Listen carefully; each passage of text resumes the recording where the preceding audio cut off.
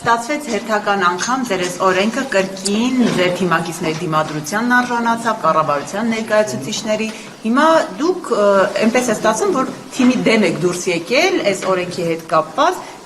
ձեր խոսքում նշեցիք, որ նույնիսկ թիմում ձեզ ասել են վերեքը ձեր բառերն եք վերում վարչապետ եք վերում, նախ ովքեր են ձեզ այդպեսի բան ասել եւ ստացվում է էլի չստացվեց, որտեղ թիմը դեմ է։ Այո, ստացվում է, որ հանձնաժողովը տապալեց օրենքի նախագիծը, ասել, որ հիասթափված եմ կամ ցավում եմ, կնշանակի ոչ մի բան չասել, որովհետև տարիներով արձանագրելով բանակի խնդիրները ես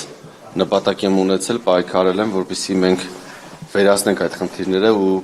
ստեղծենք մի միջավայր, որտեղ կլինի արդարություն, որտեղ հարուստի երեխաները չեն ազատվի բանակից, քաղաքացիությունից հրաժարվելու կամ կեղծ առողջական թղթեր սարքելու կամ երկիրը լքելու կամ ուսման մեկնելու կամ այլ պատրվակներով եւ ծառայությունը բաժին չի հասնի միայն մեծամասամբ սոցիալապես խոցելի խավերում գտնվող անձանց համար։ Ուզեցել եմ, որպեսզի մենք այս մարդկանց բերենք ծառայության պարտադիր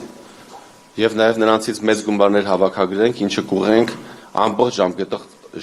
ժամկետով ծառայող զինծառայողներին։ Ձեր այդ մտահոգությունները չի հասկացել կամ ինչու չընդունեց։ Թիմը նախագծին կողմ է եղել, թիմ նկատի ունեմ վարչապետին եւ կառավարությանը։ Կարող եք նայել 2025 թվականի մայիսի 22-ի կառավարության նիստը, որտեղ պաշտպանության նախարարը, արտաքին գործերի նախարարը, փոխվարչապետը նիստ վարում, պաշտպանում են օրենքի նախագիծը եւ միաձայն ստանում են նախագիծը դրական եզրակացություն։ Վարչապետը դրանից հետո ինչա տեղի կարճ ասեմ ինչա տեղի ունեցել։ Նախագիծը, որը որ դրական եզրակացությունը վեկել է ազգային ժողով, Քոչարյան Անդրանիկը ինձ ասել է, ես գնում եմ Ամերիկա գամ, խոսացել եմ կառավարություն, նախարարի հետ, բոլորի հետ, բոլորը կողմ են, շատ լավ նախագիծ է, գնում եմ Ամերիկա գամ, անցկացնենք նախագիծը։ Ասել եմ, պարոն Քոչարյան ջան, եթե դու գնաս Ամերիկա, այս օրենքը 6 ամսով հետաձգվելու է, որովհետև մենք միջև նստաշրջանի ավարտը ժամանակ չունենք, մենք պետք է այսօր նիստը անենք, որ միջև ամառային զորակոչ այս խնդիրները լուծենք, ամեն օր 8 հոգի քաղաքացիությունից հրաժարվում է, եւս մի այդքանն էլ առողջական թղթերով են ազատվում, այսինքն ամեն օր որ հետաձգվի, մենք զորք ենք կորցնելու։ Բացի դրանից, եթե քանի արդեն քննարկումներ սկսել ենք, մարդիկ տեմպը արագացնելու են, այսինքն առողջական թղթեր սարքելու եւ քաղաքացիությունից հրաժարվելու տեմպը աճելու է։ Հիմա մենք պետք է դա անենք։ Ասես չէ, ես գնում եմ Ամերիկա կամ նոր կանեմ, առանց նիստը չանեք, ասել եմ, խնդրում եմ, մենք առանց քեզ մի հատ նիստ անենք, կգաս երկրորդը իրար հետ կանենք։ Ինքը ասեց, չէ, մի արեք, ես կգամ, պետք է լինի 24 ժամյա ռեժիմով նախագիծը կանցկացնենք, կողմ են բոլորը։ Ինքը գնում է Ամերիկա, դրանից հետո մենք նիստ ենք դնում, նիստը չի կայանում, որովհետև քվորում չի լինում հայտնի պատճառներով, որտեղ նաև ինքն է մասնակցություն ունեցել։ Դրանից հետո որ ինքը չեմ ուզում շատ բացեմ։ Այո։ Դրանից հետո երբ որ վերադառնում է Քոչարյան Անդրանիկը, երբ որ վերադառնում է, սենց անում։ Ասես ի՞նչ նախագիծ է։ Առաջ անգամ եմ սես բան դրել, ո՞ս կարա մարդ փոխտակարժ ծառայ։ Ասում եմ, պարոն Քոչարյան, մենք իրար հետ պայմանավորվել ենք։ Վարչապետի ներկայությամբ ներկայացրել եմ։ Մենակ վարչապետի չէ, երկու փոխվարչապետ է, աշխատակազմի ղեկավար, գլխավոր շտաբի պետ, ԱԱԾ տնօրեն, քննչական կոմիտեի ղեկավար, գլխավոր դատախազ, մի քանի նախարարներ ու փոխնախարարներ, այդքան մարդու ներկայությամբ նախագիծը ներկայացրել եմ դեռևս 24 թվականին։ Այդտեղ նստած է եղել, դեմ կարծիք չես արտահայտել։ Մինչ գերատեսչական հանձնաժողովը ձևավորվի վարչապետի որոշումով, դու հանձնաժողովի մշտական անդամ ես, բազմաթիվ նիստեր ենք արել, 6 ամիս քննարկել ենք, մի անգամ չես ասել դեմ ես։ Ամերիկա գնալուց առաջ ասել ես կողմ եմ։ Հիմա հետեսեկի ինչ առանց քեզ նիստ ենք արել, ասում ես դեմ եմ, ասացա դեմ եմ, ես տենց եմ քվեարկելու ու դրա արդյունքում նախագիծը տապալվեց։ Ինչ տեղի ունեցավ նախագծի տապալմամբ։ Քաղաքացիությունից հրաժարվողների թիվը 44%-ով աճեց, միջև այդ 2000 տարեկան հրաժարվում թիվը դառավ 3000 մոտավոր, մի քիչ։ Այդ մտահոգությունները կներեք, բանակի այս արատավոր խնդիրները կան, ստացվում է մենք անձնական ամբիցիայի պատճառով կորցրեցինք կարևորագույն նախագիծը։ Ես հիմա պատմում եմ, թե ինչա տեղի ունեցել, ես թե ինչ են պայմանավորվել, թե ով ում զանգել ասել դեմ կքվեարկեք կամ ինչա կազմակերպվել, ես դա չեմ կարող ասել։ Ես մի բան գիտեմ, որ նախագիծը ըստ իս վարչապետը հավանել էր եթե հավանած չլիներ միշտ գերատեսչական ինձ ուղիղ չի ասել, կներեք, սպասեք ավարտեմ։ Ինձ ուղիղ չի ասել, բայց քանի որ իմ խնդրանքներին միշտ ընդառաջ է գնացել վարչապետը, հանդիպումներ, քննարկումներ կազմակերպել է, աշխատանքային խումբ է ձևավորվել իր որոշումով, ես գտնում եմ, որ ինքը տրամաբանական է համարել եւ նաեւ քանի որ կառավարությունը տվել է դրական եզրակացություն, բնականաբար եթե վարչապետը դեմ լիներ, վարչապետը լա չէ նշում, որ կառավարությունը ես եմ, չէր կարող վարչապետը դեմ լիներ ու կառավարությունը տար դրական դիրքորոշում։ Վարչապետը Քոչարյանը դեմ է դուրս եկել նաեւ Նիկոլ Փաշինյանին իր այս քվեարկությամբ։ Իմ ասածից նաեւ կարող եք այդպես եզրահանգել։ Բայց պարոն Սարգսյան, դուք վարչությունից վերջի ասած, դուք վարչությունը անդամ վարչության ընտրությունների ժամանակ է, կուսակցական ընտրությունների ժամանակ է, այսինքն թիմը ընդհանուր առմամբ մենակ ձեր նախագիծը չի, շատ հաճախ վերջի շրջանում ձեզ մերժում է, ու դժվար թե մենակ մի անհատի Նիկոլ Փաշինյանի անձնական հրահանգով։ Հիմա մի բան ասեմ, թիմի մերժելը որն է, ես ներկայացնում օրենքի նախագիծ, որը մեր պետության համար է, ու ես հիմնավորումներով դա ապացուցում եմ, ու նաև դա արձանագրվում է կառավարության որոշմամբ։ Այսինքն, եթե կարան ինչ-որ մարդիկ ինչ չսիրեն, կարա ինչ-որ մարդ իմ հետ խնդիր ունենա անձնական կամ ոչ անձնական կամ ուղղակի սիմպաթիայով ինձ չհավանի, բայց սեփական ամբիցիայով կամ սիմպաթիայով կամ քենախնդրության պատճառով տապալես պետության համար կարևորագույն նախագիծը, ես, որ հիմա հնարավորություն ունեմ, կարող եմ լացեմ էլի, որովհետև անընդունելի է դա։ Չի կարա տենց բան լինի, որ դու մարդու հետ անձնական խնդիր ունենաս, քո պետության համար կարևորագույն նախագիծը տապալես, դու ասես տեսար Սարգսյանին տապալեցի։ Գլուխ գովաս, ասես տապալեցի, չկարացավ անի։ Բայց չես ասում, որ դու տալիս ես քո բանակի աշկն ես հանում։ Քո զորակոչը կրիտիկական վատ վիճակում է։ Քո զորքի թիվը 44000-ից 14 տարում, իջել է 14000։ Ասում եմ եկեք միջոց ձեռնարկենք։ Ասում են բանը։ Մեջը խոսում ես Սարգսյան Հայկը բանը, իր PR-ի համար անում։ Միշտ եմ իմ PR-ի համար անում։ Բանակի համար եմ անում։ PR-ի համար անելուց լինի 50 տարի կլինի ես խմբակցության падգամավոր։ Բայց ամենակարևորագույն հարցերը որ բարձրացնում եմ։ Ինչի համար հարաբերությունն է, չէ՞ փչանում դրա արդյունքում։ Նախարարների հետ, գործադիր իշխանության ներկայացուցիչների հետ հարաբերություն է փչանում։ Բնականաբար, որ մարդու խնդիրների մասին խոսում ես, հարաբերություն է փչանում։ 2 տարի խնդրում եմ պաշտպանության նախարարին։ Ասում եմ բանակում շաբաթը մեկա զորքը լողանում։ Հնարավորություն ստեղծենք, թող ամեն օր լողանա։ Ինչի՞ց է խնդիրը ծագի։ 24 թվականի падգամավորներից մեկը փակ մեր հանդիպման ժամանակ հարց տվեց, թոքաբարբով զոհ ենք ունեցել։ Մահվան դեպք ենք ունեցել բանակում, որ սառաջերով հավանաբար լողացել է։ Դե ասեց մենակ մեր բանակում չի, որ շաբաթը մեկա, բազմաթիվ բանակներում տենց է։ Ուսումնասիրեմ տասնյակ բանակների փորձը։ Բազմաթիվ երկրներում զինվորները ամեն օր լողանում են։ Հայաստանում աֆրիկական մի քանի երկրներում ու տենց թերի զարգացած երկրներում որ շաբաթը մեկ են լողանում։ Ասել եմ լրացուցիչ սաղ չի, սա առաջարկեմ, ասել եմ խնդրում եմ, ստեղծենք հնարավորություն մեր զորքը ամեն օր լողանա։ Դե 2 տարի անցել է նույն վիճակն է։ Հա հիմա ունենք որոշ տեղեր, նոր կառուցված տեղեր, բայց փոքր տոկոսակազմը, որ զորքը կարող է ամեն օր լողանա։ Բայց մեծամասամբ մեր տեղերը շաբաթը մեկ են լողանում։ Դե թող պաշտպանության նախարարության ղեկավար կազմը շաբաթը մեկ լողանա։ Դե թող ուրեմն միջև այդ խնդիրը չլուծեն, իրանք շաբաթը մի անգամ լողանան։ Տենամ կարան։ Բա մեր զորքի համար չի պիտի մենք լավ պայման։ Ես հիմա առաջ անգամ եմ հրապարակային ասում, ուղղակի այլ հնարավորություն էլ չունեմ իր մեջը սպահելու։ Բռնեն արդեն կամ Սարգսյան։ Ինչ չեն կարող բռնեն։ Երբ Ալեն Սիմոնյանն ասում է, որ Ադրբեջանն է մեր անվտանգության երաշխիքը։ Չեմ ուզում անդրադառնալ այդ հարցին։ Բայց Փաշինյանը կողմ է դեր այդ նախագծին։ Վերջին ասուլիսի ժամանակ, երբ որ ձեզ էր անդրադարձել, նա բավականին կոշտ էր խոսում, ասում էր, որ հնարավորական գործեր հարուցեն, այսինքն ազդել են նրա։ Նման բան չի ասել վարչապետը։ Անցել է ամիսներ իմ նկատմամբ քրեական գործեր չի հարուցվել, որևէ քրեական գործ չկա։ Ոչ դեռ ոչ էլ առաջիկա չկա նման բան, չի կարող հարուցվել։ Այսինքն պետք է լինի, պետքա լինի հնարովի գործ։ Իսկ մեր պետությունում հեղափոխությունից հետո չի կարող։ Ես ամեն դեպքում հույս ունեմ, որ նման բան չի կարող լինի ու չկա տենց բան։ Խնդրում եմ տենց վերնագրեր մի դրեք, որ Սարգսյան Հայկը ասեց, չի կարող նման բան լինի, չկա, նման քննարկում չկա։ Վարչապետի տրամադրությունը ես առանձին հանդիպում չեմ ունեցել վարչապետի հետ։ Վարչապետի հետ իմ հարաբերությունների մասին խոսալու առիթ չգիտեմ ունեցել եմ թե չէ։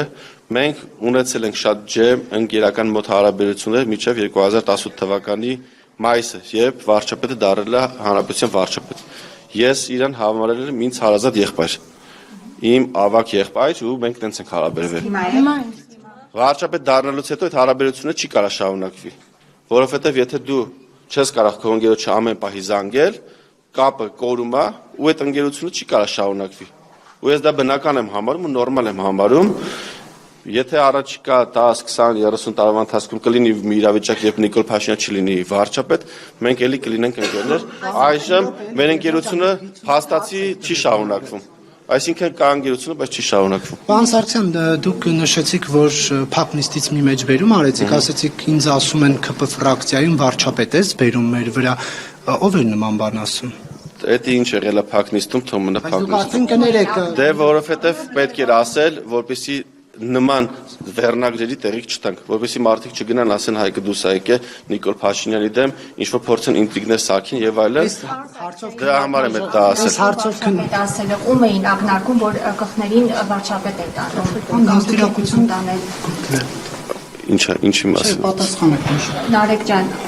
Կներեք, դա այդ հարցին արդեն պատասխանել է։ Սարգսյան, հիմա դուք երբ այսպես ինչ որ փակ նիստից մեր բանակի մասին զինվորները չեն լողանում, դուք որ այդպիսի բաներ հայտարարեք, ամեն դեպքում դա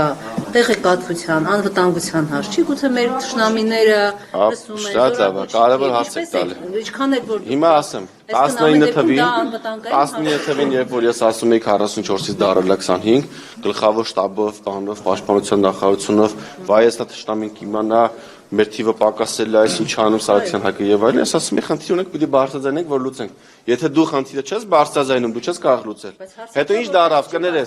կներեք, մի քանի ամիս հետո ինչ տեղի ունեցավ։ Տեղի ունեցավ 2020 թվականի աղետալի պատերազմը, ու պատերազմից հետո նաեւ պաշտպանության նախկին նախարարը ինչ ասել։ Ասելա որ ամբողջ պատերազմի ընթացքում Ադրբեջանը ափի մեջ, ասենց 24/7 ռեժիմով հետևել է ամբողջ տեղաշարժը։ Այսինքն իմացել է, որ տեղա պաշտպանության բանակի հրամանատարը խոցել է, որ դեն տեղակալները խոցել։ Այսինքն ոչ միայն բացարձակ թվերով է իմացել, այլ անվանական իմացել է հրամանատարների, բանակի ղեկավարության, կարևոր ստորաբաժանումների գտնվելու վայրերը ու տիրախային խոցումներ արել։ Այսինքն այն միտքը, որ վայ թշնամին կիմանա, դա փլվել է 2020 թվականին, որովհետև թե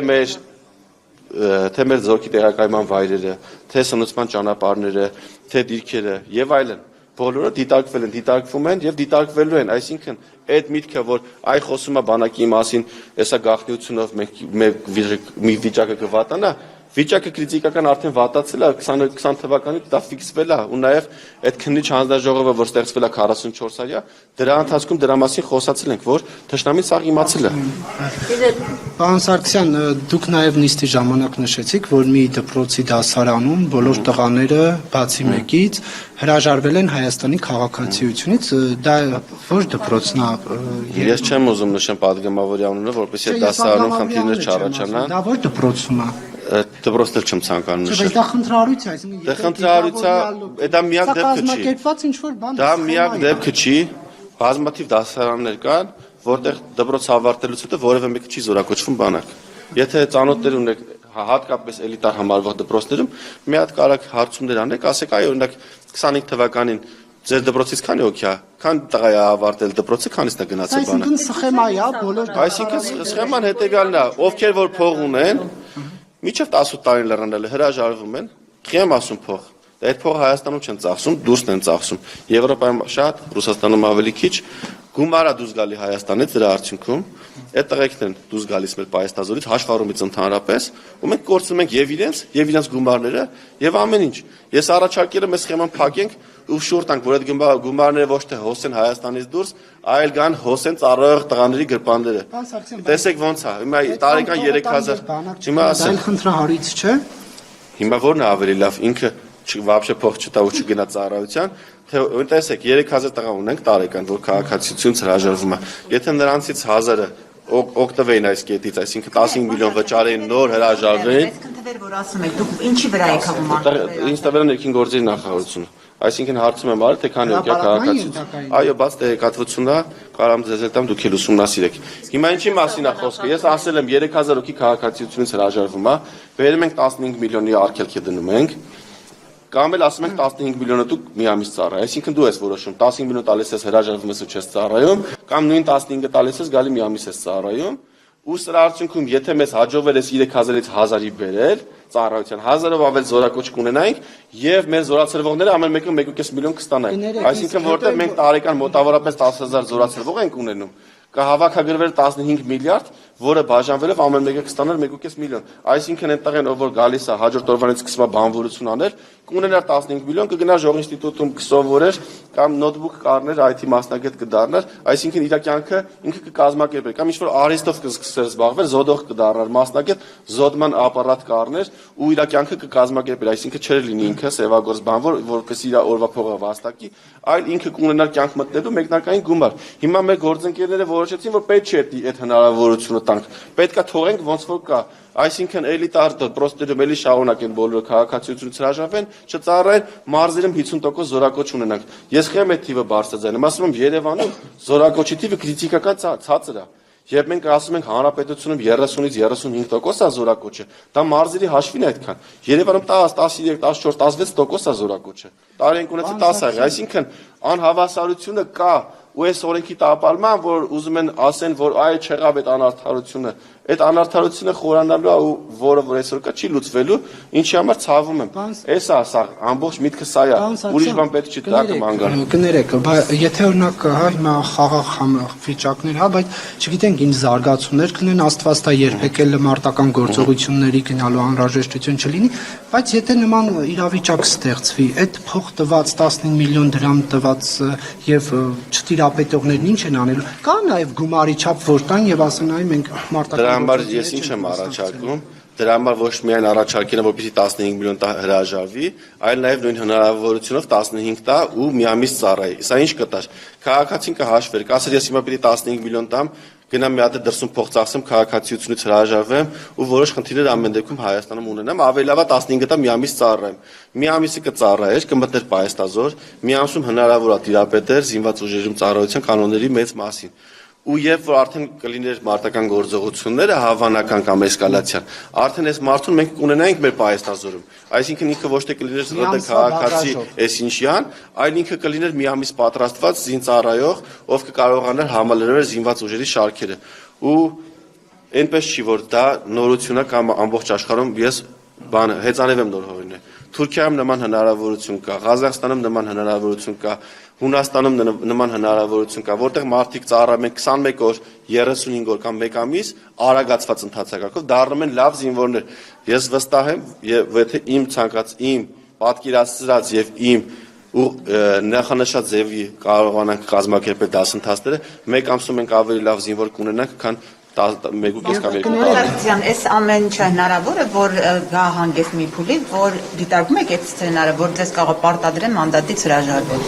Չեմ դիտարկում նման սցենար։ Պարոն Սարգսյան, նշեցիք, որ Անդրանիկ Քոչարյանը անձնական ինչ-որ ամբիցիաներով է նման քայլի գնացել, որ ասի տեսեք Հայկ Սարգսյանի նախագիծը տապալեցի։ Ինչ անձնական հարցերը կրկնվում են, մենք անձնական վեճ չենք ունեցել։ Ես միշտ լավ հարաբերություններ եմ բայ բոլորի հետ, հատկապես Քոչարյան Անդրանիկի հետ։ Միակ վեճը որ կարելի ասել, դա եղել, որ ինքը ասել է, ես չեմ ուզում առանց ինձ նիստը վարվի։ Ես էլ ասել եմ, դրա հետևանքը լինելու է այս կորուստը պետության համար։ Պիտի կշռենք։ Հիմա որ դուք նիստը չվարեք, ինչ վնաս ենք կրում, եթե այս օրենքը չի ընդունվում, ինչ վնաս ենք կրում։ Հիմա ինքը մտածել է, որ իր նիստը չվարելը ավելի վնաս է, քան այս օրենքի հավանական վնասները չընդունման դեպքում։ Շնորհակալ եմ շատ։ Բոլորի հետ լավ հարաբերություններ